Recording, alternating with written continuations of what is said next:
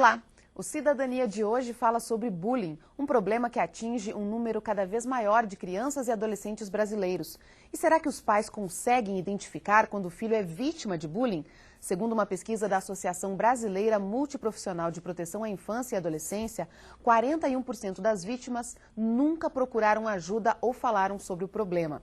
O nosso convidado para falar sobre este assunto é o professor, mestre em Educação e psicólogo Marcos Meyer.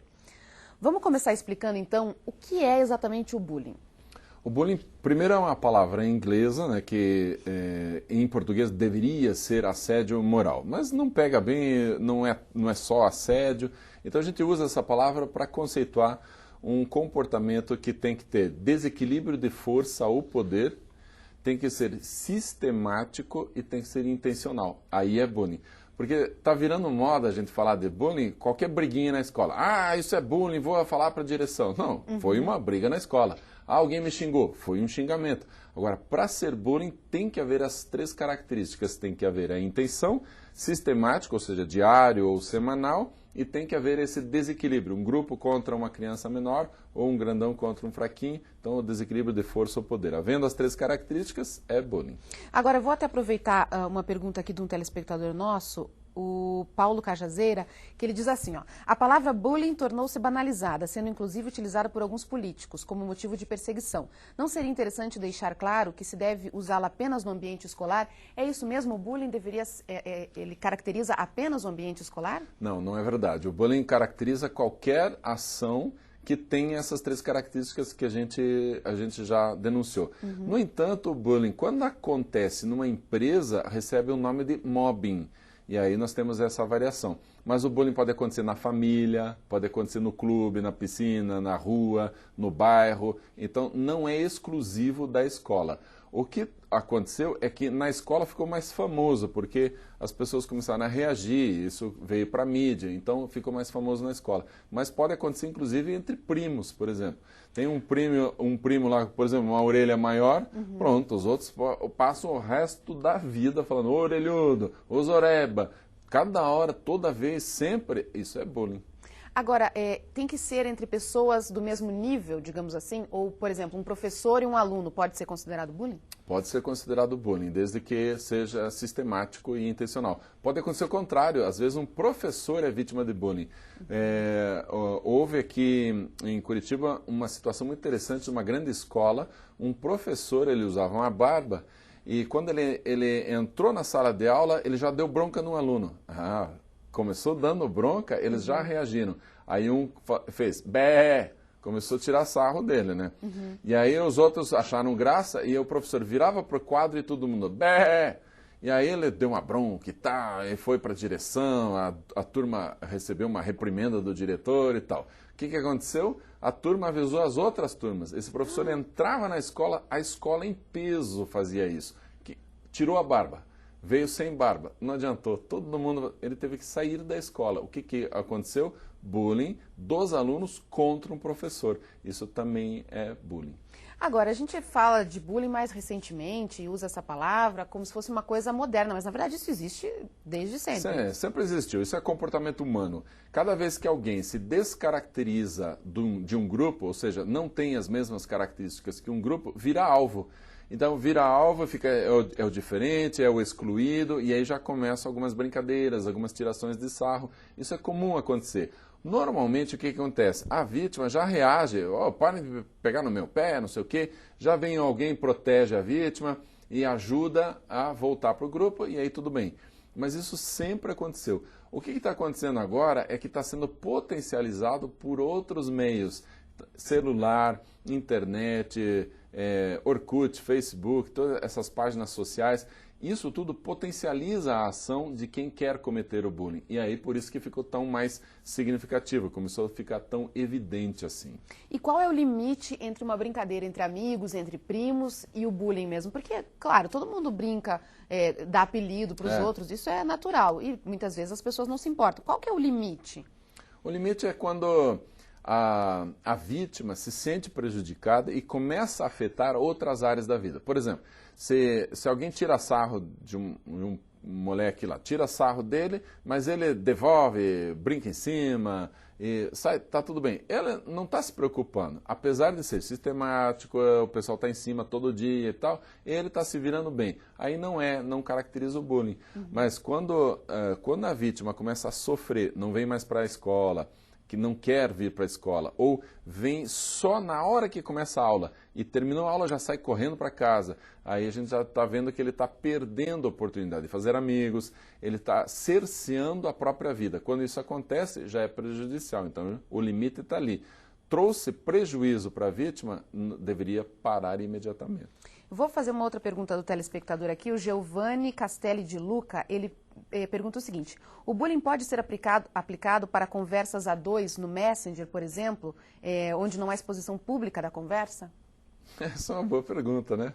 Tem que ter espectador para ser considerado Pois bullying? não necessariamente. O que está acontecendo é assim, se ele precisa sempre conversar com essa mesma pessoa, então vai caracterizar isso. Existe um desequilíbrio porque alguém consegue tirar sarro do outro, é intencional e causa dor física ou dor moral. Então, nesse caso, causa dor moral. Ele se incomoda, é ruim, é chato, toda vez a mesma coisa.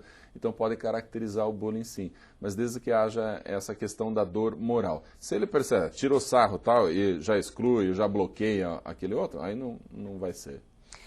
Qual deve ser o posicionamento da escola? Como que os professores e os pais têm que agir com essa situação? O bullying só é combatido, ele só é erradicado de uma escola se a gente atuar em todos os níveis. Todos os alunos precisam saber o que causa o bullying, quais são as consequências para a vítima e para os agressores. Então, quando todos os alunos sabem, todos os professores, os funcionários e as famílias, aí é possível a gente erradicar o bullying. Se isso não acontecer, não tem jeito. A gente pune uns, fala para outros, mas o restante não está sabendo, o bullying vai continuar existindo. Então a gente tem que ter uma ação global para todo mundo. Aí é possível parar com o bullying na escola. Uma outra coisa que as escolas têm feito... Mas é possível erradicar o bullying da escola? Sim, é possível sim. Quando todo mundo tem a consciência da gravidade, normalmente as escolas param, as crianças já entendem. E é muito interessante que a gente trabalha com criança pequena, elas já começam a avisar os outros. Vocês parem com isso que vocês estão fazendo bullying com ele. Então eles próprios vão se policiando, desde que todo mundo saiba. Porque se for só os alunos, aí o professor não percebe, a direção não dá bola, aí esses casos são levados para a direção, mas ninguém toma atitude nenhuma, aí não vai ser erradicado nunca. Então todo mundo tem que estar envolvido. Aí sim é possível fazer parar esse tipo de comportamento. E tem que ser uma coisa de diálogo, de conversa, punir as pessoas que estão... Às vezes as escolas até dão castigo para todo mundo, né? Para quem está fazendo bullying e para quem está sofrendo bullying.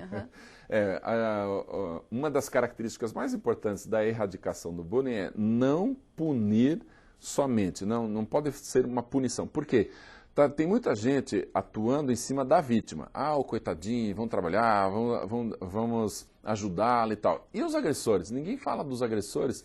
Os agressores são crianças muitas vezes, são adolescentes que podem sim mudar o comportamento, adquirir valores e serem boas pessoas no futuro. Mas o que a escola faz? Se apenas pune, passa a ser quase como criminosos, né? Não, a gente tem que educar.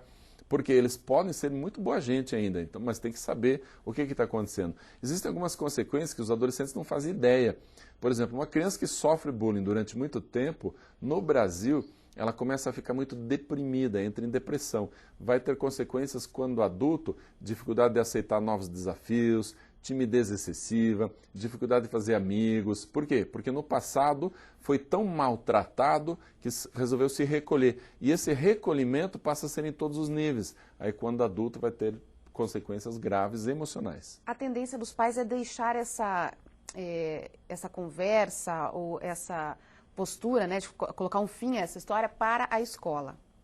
Você concorda que tem que ser na escola mesmo para resolver o problema? Se o problema está acontecendo na escola, a escola é corresponsável. E isso é interessante observar. Juridicamente é isso, é corresponsável, não é a responsável. O responsável é o agressor e a sua família. Porque legalmente os responsáveis pelo ato da criança ou do adolescente são os pais. Então a responsabilidade primeira é dos pais. Em segundo lugar, da escola. Então a escola tem que tomar atitude sim. Mas qual que é a nossa indicação? A indicação dos psicólogos é assim, orientar a criança ou o adolescente para ela própria resolver o problema. E ela precisa avisar os agressores, falar assim, vocês parem com esse tipo de coisa, vocês parem com isso, senão eu vou avisar a direção. E aí, se não parar, ele precisa ir para a direção. Porque se ele faz isso, então ele não vai ser o dedo duro, porque ele já avisou. Não sou dedo duro não, eu avisei vocês que erraram. E aí o que acontece? Quando a criança resolve o problema, resolve de verdade.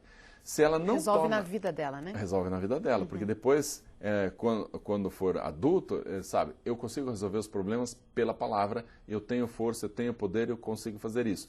Se sempre alguém resolve por ela, fica uma pessoa frágil, esperando que as outras pessoas ajam em defesa, fica uma pessoa dependente de outras. Então a própria criança tem que resolver. No entanto, nem sempre tem sucesso. Quando a criança não tem sucesso, a família agora vai na escola e fala com a direção. Se mesmo assim não resolver, aí essa escola precisa abrir os olhos, precisa ter algum tipo de consequência. Aí a gente leva o caso para outras instâncias, mas a escola é responsável nessa situação. A gente vai fazer um rápido intervalo e daqui a pouquinho no próximo bloco, a minha pergunta, vou deixar ela aqui no ar, vai ser o seguinte, você sabe identificar se o seu filho é vítima de bullying? Daqui a pouco o Marcos Meyer responde pra gente. O intervalo é bem rapidinho.